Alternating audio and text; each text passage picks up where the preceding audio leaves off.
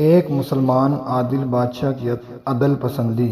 عراق کا ایک شخص حج کے ارادے سے بغداد پہنچا، جہاں سے ایک بڑا قافلہ حج کے لیے روانہ ہونے والا تھا۔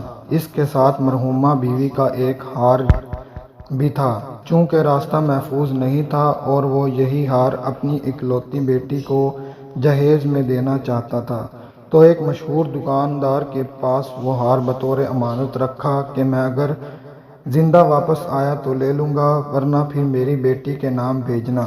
اس وقت عراق کا فرمانروا عضد الدولہ تھے۔ اس نے ایک فوجی دستہ کی نگرانی میں قافلے کو روانہ کیا۔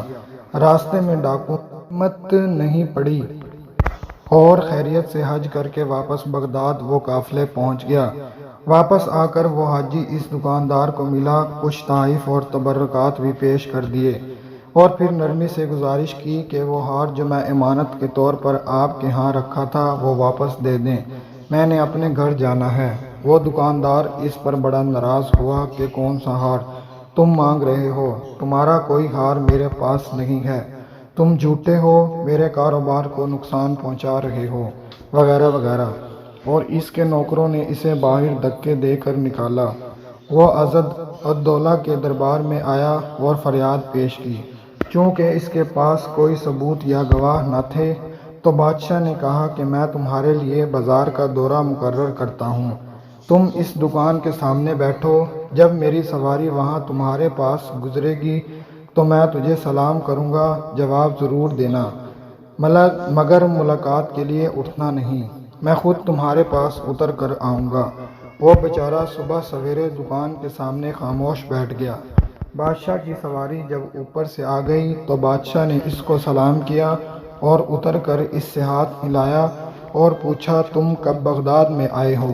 رات کو تمہارا کھانا میرے یہاں ہوگا، تم کھانے پر ضرور آنا۔ ادھر دکاندار بادشاہ کی طرف قدم بوسی کے لیے دوڑا، مگر بادشاہ نے کوئی توجہ نہ دی۔ جب بادشاہ کی سواری وہاں سے آگے گزری تو دکاندار حیران ہو گیا کہ اس حاجی کے بادشاہ کے ساتھ اتنے تعلقات ہیں کہ بادشاہ ملنے کے لیے اتر پڑا اور کھانے کی دعوت بھی دی۔ تو اس نے حاجی کو بڑے احترام کے ساتھ دکان میں بٹھایا اور کہا، تم کیوں پریشان ہو؟ تمہارا ہار میرے پاس پڑا ہے، یہ تو میں تمہارے ساتھ گپ شپ لگا رہا تھا اور ہار اس کے حوالے کیا۔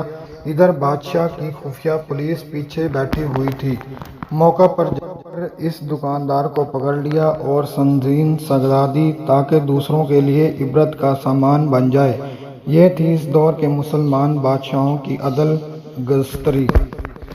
اللہ تعالیٰ ہمارے ملک کے حکمرانوں کو بھی اس طرح کا عدل و انصاف کرنے کی توفیق عطا فرمائے۔